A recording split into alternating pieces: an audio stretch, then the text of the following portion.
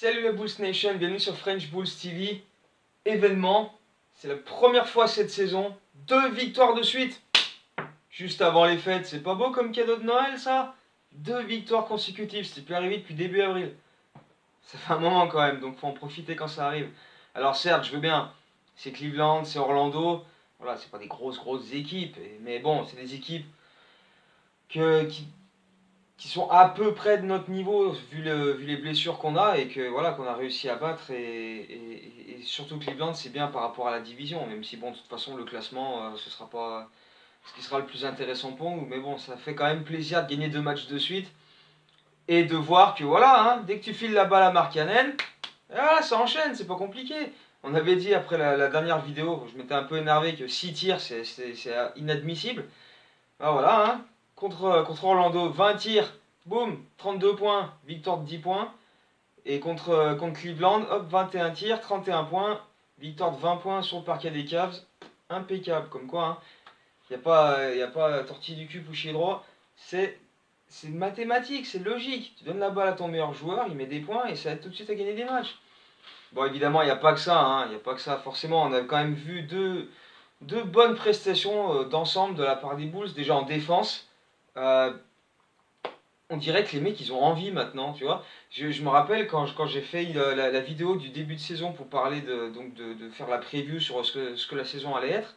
J'avais parlé un peu de la défense et c'est vrai que ça faisait flipper. On se disait, mais on va prendre des 115, 120 points par soir. Mais après, la défense, voilà, c'est de l'envie. Il y a le talent, forcément, ça aide. Mais voilà, le fait de vouloir s'impliquer à faire quelque chose en défense, ça aide déjà à devenir meilleur. Donc voilà, c'est ce que j'avais dit à l'époque. Et voilà, c'est ce qu'on voit sur les derniers matchs. Tout simplement, depuis que Jim Boylan est là, on dirait que son message commence à passer, que voilà, les types s'impliquent et s'appliquent en défense. Tu vois, c'est pas juste le Chris Dunn, les Harrison, les Arcidiacono. T'as l'impression que tout le monde s'y met. Et voilà, ça tourne beaucoup mieux à ce niveau-là. Là, sur les 3 derniers matchs, on a maintenu les 3 dernières équipes en dessous des 100 points. On les a fait shooter à des pourcentages dégueulasses. Par exemple, Cleveland, qui est une équipe qui shoot très peu à 3 points et qui joue sur ses pénétrations. En deuxième mi-temps, là, hier soir, on a bouclé l'accès au cercle. Et ils ont été obligés de prendre des tirs de loin et ils ont eu des pourcentages dégueulasses. Et voilà, mais voilà, c'est de l'adaptation aussi. Mais voilà, c'est nickel. Dans l'état d'esprit et voilà, dans la manière de faire, rien à redire. Jusque là, c'est vraiment top ce qu'on a vu sur les derniers matchs. Après, bon, forcément, tu as des fois des soucis de faute. Forcément, quand tu essayes de t'appliquer, de défendre, il faut forcément reparler de Wendell Carter Jr. parce qu'il y a des fautes, mais c'est improbable. Les arbitres, ils l'ont vraiment dans le nez. Je sais pas s'il a fait une déclaration sur les arbitres qui n'est pas passé ou quoi, mais oh, à peine il touche le type. Oh, faute. Oh, c'est un truc de fou. Oh, foutez-lui la paix, bordel. C'est un truc de dingue. Et même la technique qu'il prend contre Orlando. Pareil, oh, une petite faute de merde comme ça. Il fait comme ça et boum, faute technique. Oh, faut arrêter. Pareil, Markkanen, il a pété un poster de ouf sur Vucevic. Il le regarde comme ça, boum, technique. Oh, c'est quoi ce délire?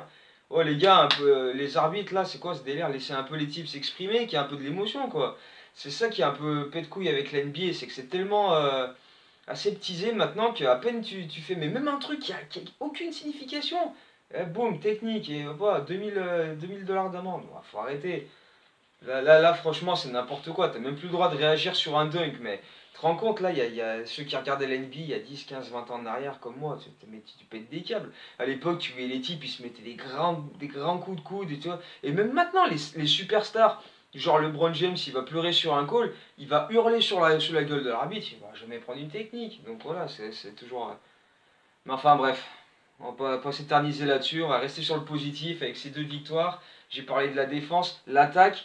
L'attaque, c'est quand même propre hein, sur les derniers matchs. Euh, alors, les mauvaises langues vont dire que c'est parce que Zach LaVine ne joue pas, mais on perd beaucoup moins de ballons depuis quelques matchs. Je peux le comprendre, je peux le comprendre. C'est vrai que LaVine en perd beaucoup et on lui file ce rôle à la création qui est pas forcément le sien, parce que c'est pas un excellent dribbleur de ballon. Dès qu'on le presse un peu, bah voilà, il fait pas forcément les bons choix. Donc oui, je peux comprendre cet argument que voilà, depuis que Lavine n'est pas là, on perd beaucoup moins de ballons et oui, oui ça se vérifie, c'est ça. Hein. Mais voilà, il n'était pas là contre Oklahoma en début de semaine, on a perdu 23 ballons sur ce match-là. Derrière, les 3 matchs suivants, on en a perdu 26 au total. C'est énormissime, ça fait moins de 9 ballons perdus par match, c'est extraordinaire sur 3 matchs. Alors voilà, c'est Brooklyn, c'est Orlando, c'est Cleveland, mais ça reste voilà, des choses qui montrent que l'équipe progresse et va dans le bon sens. Donc voilà, c'est quelque chose sur lequel il faut continuer de travailler. Et voilà, on aura des tests assez importants là sur les prochains matchs.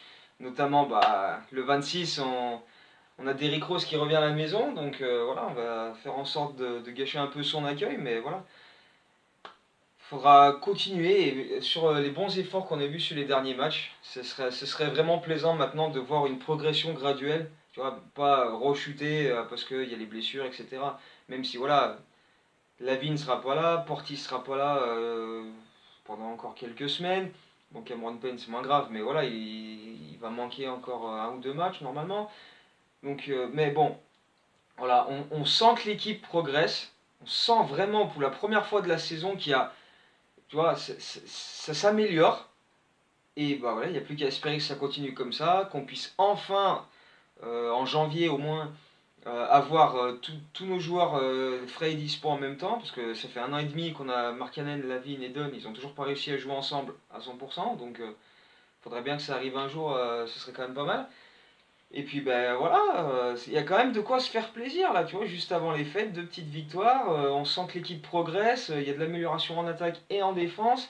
Non, franchement là, tu vois, bon, autant il y a 2 semaines, on pouvait tous se dire, ah, putain, on a honte d'être fan des Bulls après ce qu'ils ont fait les gars, mais voilà, on sent. Là, tu vois, ils font un peu profil bas, ils font leur match, ça gagne un petit peu, voilà, hein, pas s'enflammer, hein, ça reste deux victoires contre des équipes en bois, mais enfin, voilà, si on profite pas de ces victoires-là, on sera jamais content, donc voilà, on en profite. Là, on se régale pendant les fêtes et puis on se retrouve le 26 pour ce match contre Minnesota. Donc voilà, bonne fête à tous les fans des Bulls et puis voilà, profitez bien. Profiter de Noël, de la famille, etc. Les cadeaux, sûrement des maillots des Bulls pour certains, des maillots, des bonnets, des écharpes, tout ce que vous voulez. Et voilà, profitez à fond. Et puis on se retrouve le 26 pour parler de ce match contre Minnesota. Ciao et à Go Bulls!